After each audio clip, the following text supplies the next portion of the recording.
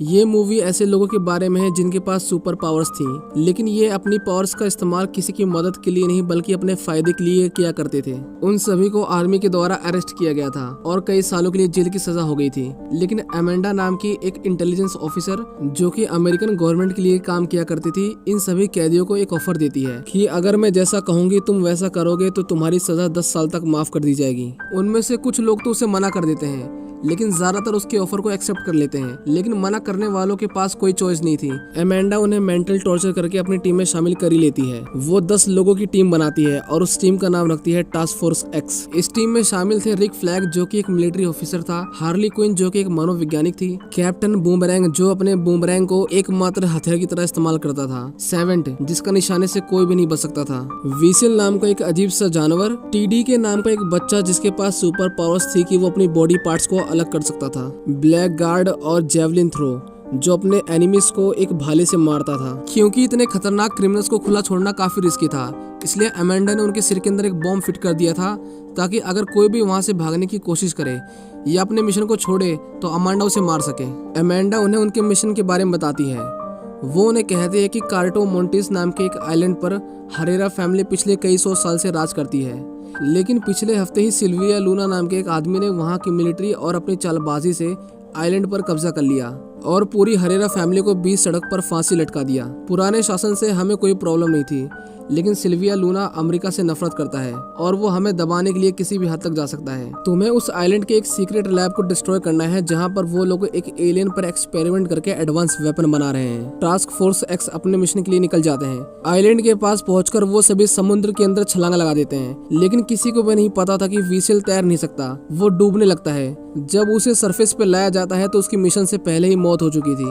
वो सभी अपने वेपन्स को लोड करते हैं, पर यहाँ पर हम देखते हैं कि ब्लैक गार्ड दुश्मन का खबरी था। इसका मतलब उसने उन सभी को धोखा दिया है और बहुत सारे सोल्जर्स उनका पहले से ही वहाँ पर इंतजार कर रहे थे। वो उन्हें कहता है कि मैं तुम्हारे साथ हूँ, मैंने ही तुम्हें इस मिशन की डिटेल्स दी थी, लेकिन सोल्जर्स सबसे पहले उसी को ही मार देते हैं। अमेंडा उन्हें कहती है कि हम अपने मिशन को रोक नहीं सकते, तुम्हें आगे बढ़ना होगा। टीडी के अपने पावर्स का इस्तेमाल करता है जो कि उनकी किसी भी काम नहीं आती और एक एक करके सभी मेंबर्स मारे जाते हैं। सेवेंट इस तरह सभी को मरते देख डर जाता है और वहां से भागने लगता है। अमेंडा उसे वार्न करती है कि तुम अगर मिशन छोड़ के गए तो मैं तुम्हें मार दूंगी, लेकिन वो इस बात को नहीं सुनता। इसीलिए अमेंडा उसके सिर में लगे बॉम्ब को एक्टिवेट कर देती है, जिसके ब्लास्ट से वो एक दर्दनाक मौत मारा जाता है। जेवलिन मरते वक्त अपने भाले को हार्ली क्विन को दे देता है और अब उनकी टीम के अंदर सिर्फ हार्ली क्विन और रिक फ्लैग ही बचे थे। लेकिन यहाँ पर अमेंडा का मिशन फेल नहीं हुआ था, बल्कि उसने बैकअप के लिए एक और टीम बना रखी थी जो उस आइलैंड के दूसरे किनारे से एंटर करते हैं। इस टीम में टोटल 5 लोग थे,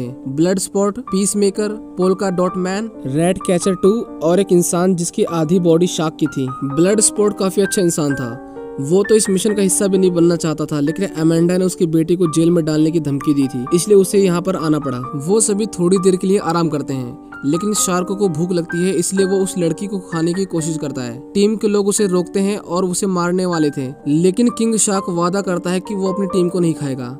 अमेंडा उन्हें बताती है कि रिच फ्लैग को दुश्मन ने पकड़ लिया है, उसका जिंदा रहना मिशन के लिए बहुत जरूरी है, तुम्हें उसे बचाना होगा। वो दुश्मन की कैंप में जाते हैं और शार्क सभी को खाने लगता है। पीस मेकर और ब्लड शॉट तो एक दूसरे से लोगों को मारने का कंपटीशन ही कर रहे थे, लेकिन थोड़ी देर बाद उन्हें पता चलता है कि जिन लोगों की उन्होंने जान ली वो उनके दुश्मन नहीं थे, बल्कि वो तो रिक की मदद कर रहे थे। एक लड़की अपने दोस्तों की मौत से काफी गुस्सा थी, लेकिन रिक उसे शांत करता है। दूसरी तरफ लैब के अंदर थिंकर नाम का एक साइंटिस्ट सिल्विया लूना को स्टारफिश एलियन के बारे में बताता है, जिसके शरीर से निकलने वाले छोटे छोटे स्टारफिश ह्यूमंस के ब्रेन को कंट्रोल कर सकते हैं। हार्ली क्विन को उन लोगों ने बंदी बना लिया था। उसे नए कपड़े दिए जाते हैं और उसे सजाकर सिल्विया लूना के सामने पेश किया जाता है। ऐसा इसलिए किया जा रहा था क्योंकि हार्ली भी अमेरिका से नफरत किया करती थी। सिल्विया हार्ली से कहता है कि वो उसे शादी करना चाहता है और अब जो वेपन्स हमारे पास है उससे हम पूरे अमेरिका पर राज करेंगे। हार्ली को उसकी बातों से कुछ भी फर्क नहीं पड़ रहा था, लेकिन जब वो उसे कहता है कि इस जंग के अंदर औरतें, बच्चे, बूढ़े सभी मारे जाएंगे, तो हार्ली उसे शूट कर देती है क्योंकि वो इनोसेंट लोगों की जान नहीं लेती थी। गन की आवाज सुनकर मिलिट्री वहां पर आ जाती है जो हार्ली क्विन को अरेस्ट कर लेती है। दूसरी तरफ टास्क फोर्स आगे बढ़ रही थी। पीस मेकर डॉट मैन से थोड़ी दूरी मेंटेन करने के लिए कहता है क्योंकि बार बार उसकी बॉडी पर कलरफुल डॉट्स आ जाते थे जो कि बहुत ही खतरनाक हैं। डॉट मैन उन्हें बताता है कि उसकी मदर ने उन सभी को सुपर हीरो बनाने के लिए उनके ऊपर एक्सपेरिमेंट किए, लेकिन उसके अंदर तो ये वायरस सुपर पावर बन गया, लेकिन इसकी वजह से उसके भाइयों की मौत हो गई। वो सभी शहर के अंदर दाखिल होते हैं और अपने भेष को बदल लेते हैं। और अब उन्हें उस साइंटिस्ट को पकड़ना था जो कि स्टारफिश पर एक्सपेरिमेंट कर रहा था। वो सभी बार केंद्रों से ढूंढ लेते हैं, लेकिन आर्मी को उनके बारे में पता चल चुका था, जो उनकी तलाश करते करते उस बार तक पहुंच चुके थे। रैट कैचर साइंटिस्ट को पीछे के रास्ते से निकाल लेती है, लेकिन पीस मेकर, रिक और ब्लड स्पॉट पकड़े जाते हैं। उन तीनों को जनरल के पास लेके जाया जा रहा था, जहां पर उन्हें पता चलता है कि हार्ली क्विन अभी तक जिंदा है। वो सभी उन्हें मारकर वहां से एस्केप कर जाते हैं और अब उनका सबसे पहला मिशन था हार्ली क्विन को बचाना। हम देखते हैं कि प्रेसिडेंट हार्ली को टॉर्चर कर रहा था, लेकिन वो उन्हें कुछ भी नहीं बताती। उनकी टीम हार्ली को बचाने के लिए पैलेस तक पहुंच चुकी थी, लेकिन प्रेसिडेंट के जाने के बाद हार्ली गार्ड को मारकर लॉक को खोल लेती है और सभी को मारते हुए वहां से बाहर निकल आती है। लेकिन टास्क फोर्स को नहीं पता था कि वो बाहर आ चुकी है। जब हार्ली उन्हें देखती है तो वो बहुत ज्यादा खुश होती है, क्योंकि उसे उम्मीद नहीं थी कि कोई उसे बचाने के लिए आएगा। अब उनका आखिरी मिशन रह गया था, जो था उस लैब को डिस्ट्रॉय करना। साइंटिस्ट गन पॉइंट पर उन्हें अंदर जाने में मदद करता है। उनकी पूरी टीम अंदर जाकर डिवाइड हो जाती है। ब्लड स्पॉट, पीस मेकर और शार्क बिल्डिंग में बॉम्ब लगाते हैं और बाकी बचे हुए लोग प्रोजेक्ट स्टारफिश को डिस्ट्रॉय करने के लिए जाते हैं। साइंटिस्ट उन्हें लैब के अंदर लाता है, जहां पर हम देखते हैं कि स्टारफिश लोगों के चेहरे पर चिपके हुए हैं और ह्यूमंस की बॉडी पार्ट्स को काटकर उन पर एक्सपेरिमेंट किए जा रहे थे। वो साइंटिस्ट उन्हें बताता है कि ये एक्सपेरिमेंट पिछले 30 सालों से किया जा रहा है। ये एलियन सबसे पहले अमेरिका में मिला था, लेकिन वो लोग अपने देश के अंदर ये एक्सपेरिमेंट नहीं करना चाहते थे, इसीलिए उन्होंने इस आइलैंड पर उस एलियन को भेज दिया और सीक्रेटली उसे फंडिंग देते रहे। इसका मतलब ये था कि इन सभी एक्सपेरिमेंट में अमेरिका भी इन्वॉल्व था और अमेंडा इस सच को बाहर आने देना नहीं चाहती थी, इसलिए उसने ये पूरा मिशन तैयार किया।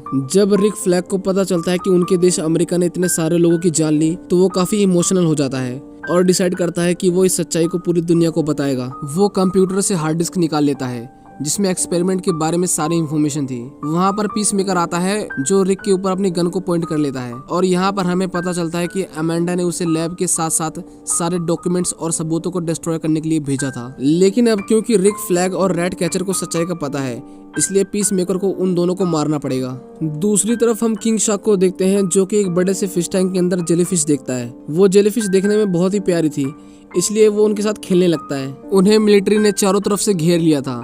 हार्ली, डॉटमैन और ब्लड स्पॉट लैब के ऑफिस के अंदर छिप जाते हैं, पर सोल्जर उन्हें नोटिस कर लेते हैं और उनकी फायरिंग से पहले ही डॉटमैन उनके ऊपर एक्सप्लोजिव फेंक देता है। लेकिन वो बाय मिस्टेक उनकी बिल्डिंग में लगाए गए बॉम्ब से कोलाइड कर जाता है और एक के बाद एक एक्सप्लोजन स्टार्ट हो जाता है। किंग शार्क जिस फिश टैंक के सामने खड़ा था वो ब्रेक हो जाता है और वो मछलियों के साथ बहता हुआ अपने मेंबर्स के पास आ जाता है। पर हम देखते हैं कि फिशेस काफी खतरनाक थी। वो सभी मिलकर किंग शार्क को काटने लगती हैं और वो इंजर्ड होकर बिल्डिंग से नीचे गिर जाता है। उसकी बॉडी से काफी ब्लड निकल चुका था। ऊपर से सोल्जर्स उसके ऊपर गोलियों की बौछार कर देते हैं, पर उसे गोलियों का कुछ भी असर नहीं होता और वो उन सभी को खाने लगता है। पीस मेकर रिक को शूट करने ही वाला था, लेकिन बिल्डिंग कोलैप्स कर जाती है और वो सभी बुरी तरह से इंजर्ड हो जाते हैं। इतने बड़े ब्लास्ट की वजह से वो स्टारफिश आजाद हो जाती है और उस साइंटिस्ट को मार डालती है। रिक और पीस मेकर की बहुत एपिक फाइट होती है, जिसमें रिक उसे बहुत बुरी तरह से मारता है, लेकिन लास्ट मोमेंट पर पीस मेकर उसके दिल पर एक नुकीले पत्थर से वार कर देता है, जिसकी वजह से उसकी मौत हो जाती है। वो देखता है कि रैट कैचर यानी वो लड़की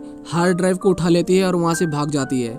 बाहर आकर वो देखती है कि पूरी बिल्डिंग कोलैप्स कर रही है और दूसरी तरफ हार्ली, डॉटमैन और ब्लड स्पॉट ऊपर अपनी जान बचाने के लिए पूरी कोशिश कर रहे थे। पीस मेकर उस लड़की को मारने ही वाला था, लेकिन तभी ब्लड स्पॉट ऊपर से नीचे गिरते गिरते उस फ्लोर पर पहुंचता है जहां पर पीस मेकर था। वो देखता है कि पीस मेकर रैट कैचर को मारने ही वाला था, इसलिए वो उसके ऊपर फायरिंग करता है। पीस मेकर भी उसके ऊपर फायरिंग करता है, लेकिन ब्लड स्पॉट की बुलेट साइज में छोटी होती है, जो उसके बुलेट से पास होते हुए पीस मेकर के गले में लगती है और वो मारा जाता है। रैट कैचर उसे बताती है कि पीस मेकर ने रिक को मार दिया है और ये एलियन एक्सपेरिमेंट अमेरिका ही करवा रहा है। लेकिन तभी वो एलियन स्टारफिश बिल्डिंग से बाहर निकलती है और हम देखते हैं कि उसका शरीर कितना भारी भरकम और विशालकाय था। उसके सेंटर में एक बड़ी सी आंख भी थी। मिलिट्री उसके ऊपर फायरिंग करती है, लेकिन उनकी बुलेट्स उसका बाल भी बांका नहीं कर पाती। वो अपने शरीर से हजारों की संख्या में छोटी छोटी स्टारफिश निकालती है, जो लोगों के चेहरे पर जाकर चिपक जाती हैं और कुछ ही देर बाद वो लोग दोबारा से उठ खड़े होते हैं और शहर की ओर बढ़ने लगते हैं। अमेंडा देखती है कि उन्होंने स्टारफिश को आजाद कर दिया है, लेकिन उसका मिशन पूरा हो चुका था, जो कि इस एक्सपेरिमेंट से अपने सबूतों को मिटाना था। वो उन्हें ऑर्डर देती है कि तुम लोग वापस आ जाओ। हमारे दुश्मनों का जितना ज्यादा नुकसान होगा उतना उन्हें दबाना आसान होगा। स्टारफिश शहर के लोगों को मार रही थी। वो इतने मासूम बच्चों और लोगों को मरते देना नहीं चाहता था, इसलिए वो उनके ऑर्डर को फॉलो नहीं करता और वो सभी स्टारफिश को रोकने के लिए चले जाते हैं। अमेंडा उनके ब्रेन में लगे हुए बॉम्ब्स को एक्सप्लोड करने की धमकी देती है, लेकिन कोई भी उसके ऑर्डर को नहीं सुनता अमेंडा जस्ट बॉम्ब के बटन को प्रेस करने ही वाली थी, लेकिन उसके साथ के लोग उसे मारकर बेहोश कर देते हैं, क्योंकि उन्हें भी पता था कि अमेंडा गलत कर रही है। वो सभी उनकी टीम को गाइड करने लगते हैं। ब्लड स्पॉट अपनी गन को अपग्रेड करके उसके ऊपर फायरिंग करता है। किंग शार्क को कुछ भी नहीं सूझता तो वो उसे खाना शुरू कर देता है। डॉट मैन उसके पैरों पर एक्सप्लोजन करता है, जिसकी वजह से उसे काफी नुकसान पहुंचता है, लेकिन स्टारफिश उसे अपने पैरों के नीचे कुचलकर मार डालती है। शहर के लोग ब्लड स्पॉट पर हमला करते हैं, लेकिन उसकी बुलेट्स खत्म होने की वजह से उसे हैंड टू हैंड कॉम्बैट करना पड़ता है। रैट कैचर शहर के सभी रैट्स को बुलाकर स्टारफिश के ऊपर हमला करवा देती है। लाखों की संख्या में रैट्स उसे खाने लगते हैं। हार्ले भी अपने जैवलिन यानी अपने भाले को लेकर उसकी आंख के अंदर चली जाती है। हम देखते हैं कि रैट्स उसकी आंखों के अंदर घुसकर उसके अंदर की नसों को काटने लगते हैं और जेलीफिश की आंख पूरा खून से भर जाती है और फाइनली इतनी इंजरीज की वजह से वो एक बिल्डिंग के ऊपर गिर जाता है और मारा जाता है। वो सभी रिक और डॉटमैन को याद करके काफी इमोशनल हो जाते हैं। अमेंडा उन्हें कॉल करती है और उन्हें मारने की धमकी देती है। ब्लड स्पॉट उसे कहता है कि अगर तुमने ऐसा करने की कोशिश की तो मैं एक्सपेरिमेंट की डिटेल्स पब्लिक कर दूंगा और सभी को अमेरिका का असली चेहरा दिख जाएगा। वो उससे डील करता है कि हम इस बात को सीक्रेट रखेंगे और बदले में तुम किसी को भी नहीं मारोगी। अमेंडा उनकी डील को एक्सेप्ट कर लेती है और उन्हें आजाद कर देती है। इस मूवी के लास्ट में हम देखते हैं कि वीवर, जो स्टार्टिंग में पानी के अंदर डूब के मर गया था, वो अभी तक जिंदा है और पीस मेकर इतनी गहरी इंजरी के बाद भी जिंदा है और फिलहाल अमेंडा की देख रेख में है। इसी के साथ ये मूवी यहीं पर खत्म हो जाती है।